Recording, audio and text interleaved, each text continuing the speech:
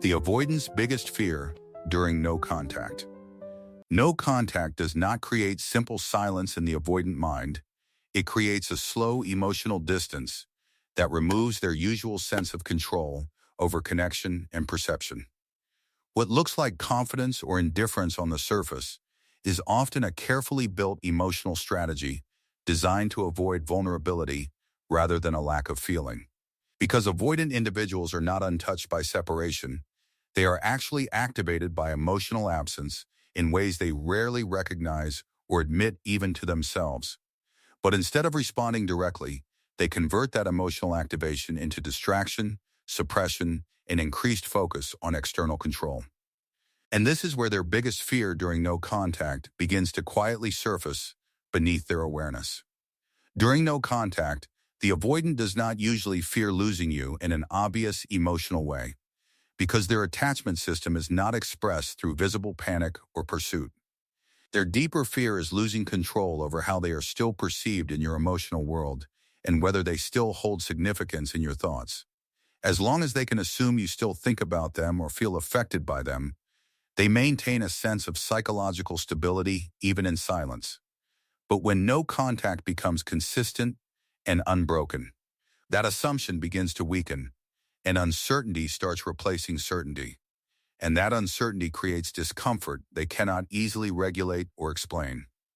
What disturbs them most is not physical absence, but the possibility that they are no longer emotionally important in your internal world. The avoidant mind struggles with the idea that someone can continue living, healing, and moving forward without emotional dependence on them. And no contact slowly proves that you are capable of existing without chasing, reacting, or trying to restore connection. This realization does not always create visible emotional reaction, but it creates internal disruption they tend to suppress. So instead of processing it, they distract themselves or emotionally detach even further to regain control.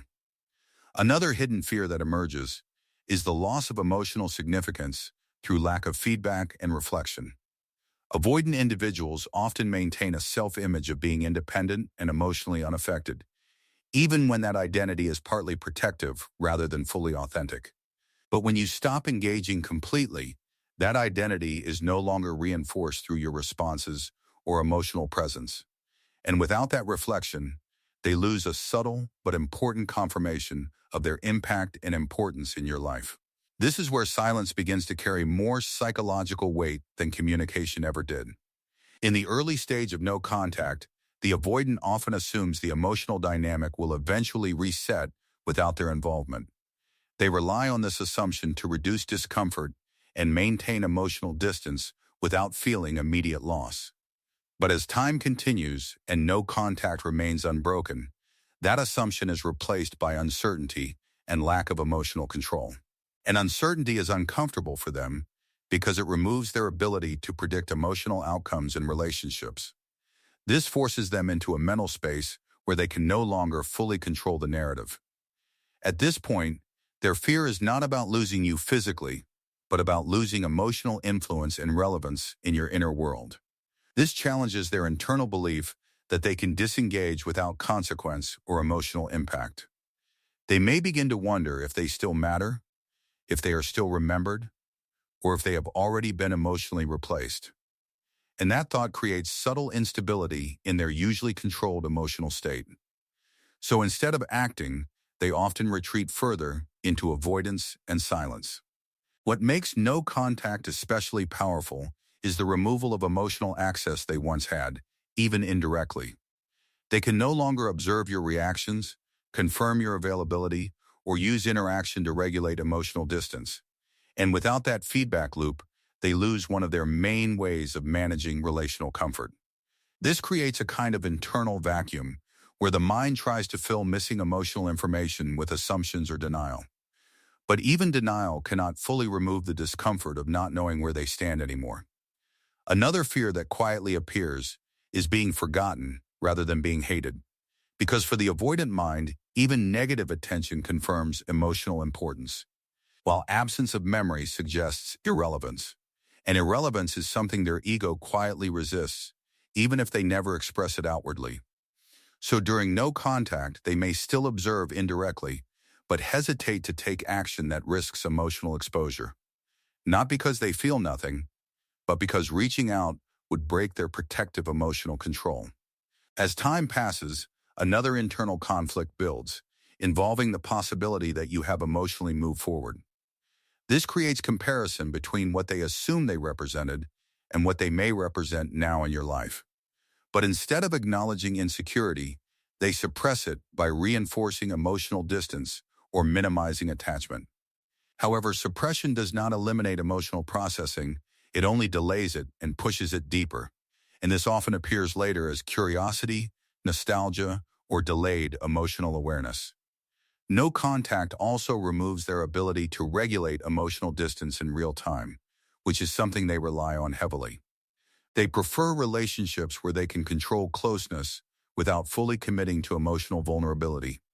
But when you remove yourself completely, that system stops functioning and control is no longer available. And this loss of control is often more unsettling than emotional confrontation itself, because it forces them into a situation they cannot manage through avoidance alone. Eventually, the avoidant reaches an internal tension between two opposing impulses. One is curiosity, an emotional pull toward reconnection, and the other is fear of vulnerability and loss of control.